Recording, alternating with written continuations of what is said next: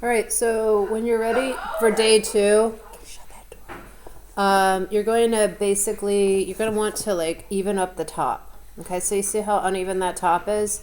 What we're going to do is we're going to use a needle tool in conjunction with this wooden tool here, and we're going to use a turntable. You want to put this in the center, and you want to be able to, you're going to basically line this up at the lowest point, and then you're going to basically just move it around, holding the object still and moving at the same time, and you're going to see a line and size into the top of your pot. This is especially nice for if it became way too thin, you can get it to a lower point, and it should work out pretty well. And so as you can see here, I now have an incised line that goes all the way around. Okay, and this is a really small guy. Hopefully make it a little bit bigger than that. And there's a couple of things that you can do from here. You can cut it with a knife. I would not suggest using the needle tool. Or you can use one of these. This is like a shaving tool. And what you do here is you basically like push against, and that will enable you to basically bring it down. It's a rasp actually, and it just helps to bring it down to the line. And it's a really great way to take a little bit off at a time without gouging it, and working on getting that surface clean. Then you just have to do it until you bring it down to the line, and it may take you a little time, especially if it's as uneven as say mine is. And you just kind of keep going and keep looking at it until you get it to be pretty even. All right, once you have that pretty much done, you're going to see like the top of this is looking really uneven here. So we can use this tool for the inside as well. And I'll show you how to do that in just a sec. Okay, that's looking much better, pretty even. Okay, always better to design on the larger side of pinch pots. You're going to get a lot of these little shavings. Hopefully you were seeing what I was doing just now. If it still looks uneven, take a moment and just do what you can. Okay. All right, so then the next thing you can do is this should have been allowed to be firmed up. And so if it's still really soft, you may need to like let it sit like upside down in your on your shelf. But like we can actually do another thing on the inside here just to clean this up a little bit. Like you can kind of draw where you want that line to be so that you have a nice even interior as well.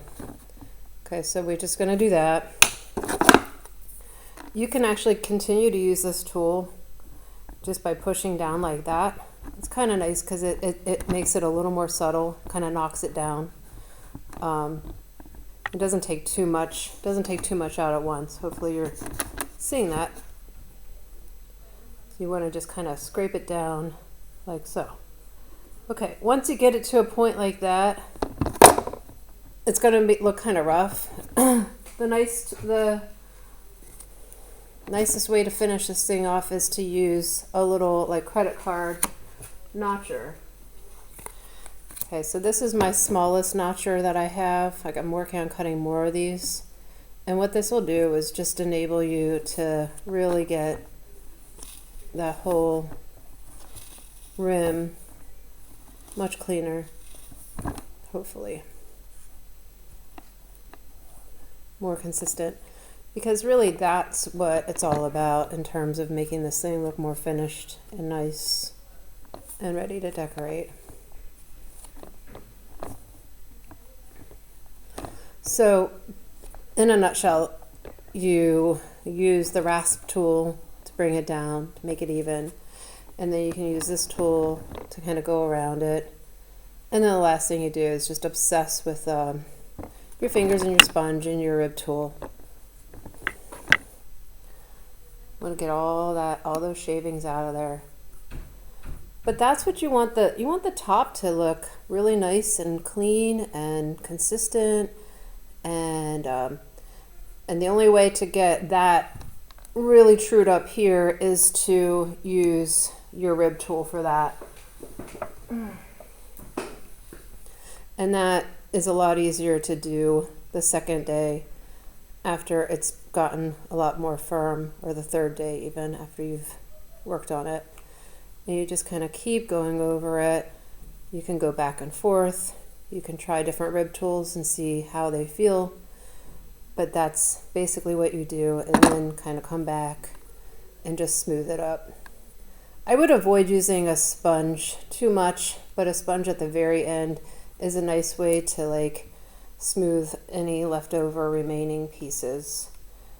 And we're getting there, pretty close. It'll be nice enough, right? So I'm just going to keep kind of cleaning it and getting it nice and consistent. And just, the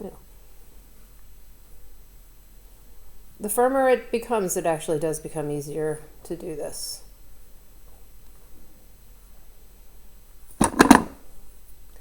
And then just very lightly.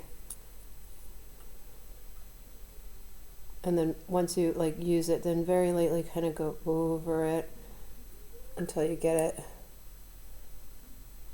And then you just work it until you get it nice and smooth everywhere. And then when you're happy with it, you can stamp your design on the bottom of that. I'm not happy yet, but I'll get there. And so will you.